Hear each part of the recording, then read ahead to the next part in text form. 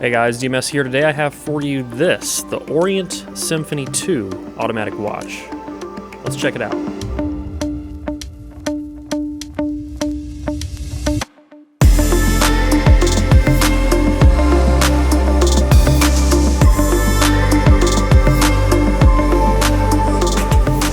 It was just recently that I found out there's a huge overlap between people who like hi-fi audio and people who like nice watches, which is thrilling to me because I like watches quite a bit. Now, I never owned too many nice watches, but I decided, you know what?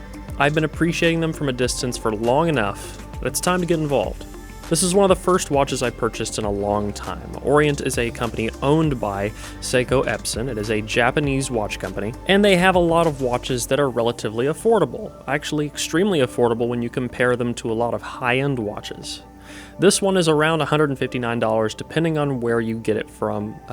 You can get it on their website, Amazon. I'll have a link to it in the video description if you want to check it out. But let's get into the specifics of this particular watch, and then I'll talk about how I feel about it and why I chose it. The sapphire crystal on this watch is flat rather than domed as it is on the Bambino series, and as a result, this is considered a similar alternative. This crystal is also on the back of the watch, showcasing its caliber 48743 automatic movement. This is a 21 joule Japanese automatic movement. This movement has about a 40-hour power reserve and is housed in a stainless steel case that's 12 millimeters thick by 41 millimeters wide, not including the crown. And if you want to change the band, you can put on most 22 millimeter bands.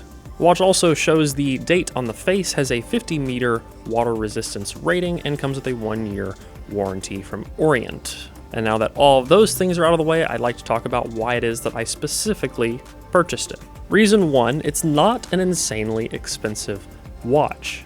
I'm operating cameras all the time. I'm moving around C-stands, doing things with lights, and it's very easy for a watch to get scratched if I'm using it as a daily driver. So two things from that. One, this is not an extremely expensive watch. If it becomes badly damaged, it is replaceable. And two, the sapphire crystal on this watch is very scratch resistant.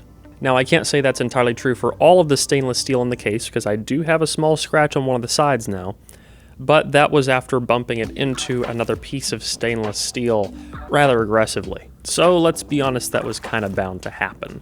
But another deciding feature and what made me want to purchase this watch was the styling of it. It has a relatively modest look. I think it's a watch that if you change the band on could easily be a daily driver or something modest you wear to a gathering. I think it could fit a pretty wide variety of outfits. And to be honest, I really wanted to find a watch that matched the clock face and the dash of my car.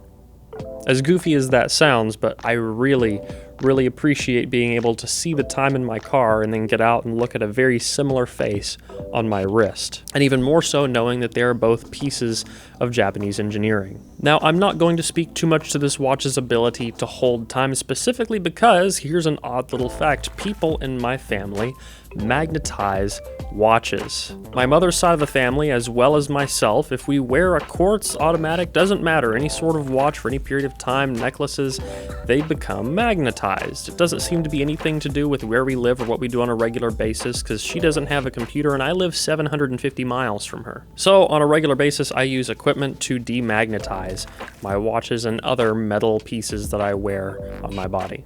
If you're not a magnetic freak of nature, you're probably going to have no trouble keeping time on this watch, but this is something that applies to me for basically every watch that I've ever used, unless it's something super crazy high-end with an insane resistance to magnetism. However, these demagnetizers are like 20 bucks on Amazon, and if you are also a person who has this very strange problem, you could get one and just use it every now and then like I do.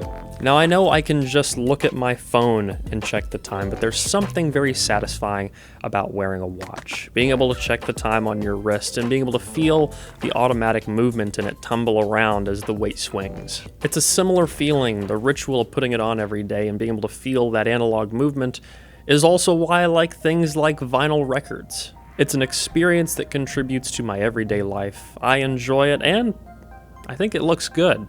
So that's pretty much all I have for you guys today. If you want to check out this watch or the band, I'll have them both linked in the video description. But that's pretty much the end of this video. If you liked it, please leave a like down below to let me know if you want to see more videos like this. If you want to get active in the community, you can at forum.hifiguides.com. And as always, don't forget to stick around and subscribe for more videos like this in the future. Until the next one, guys. Peace.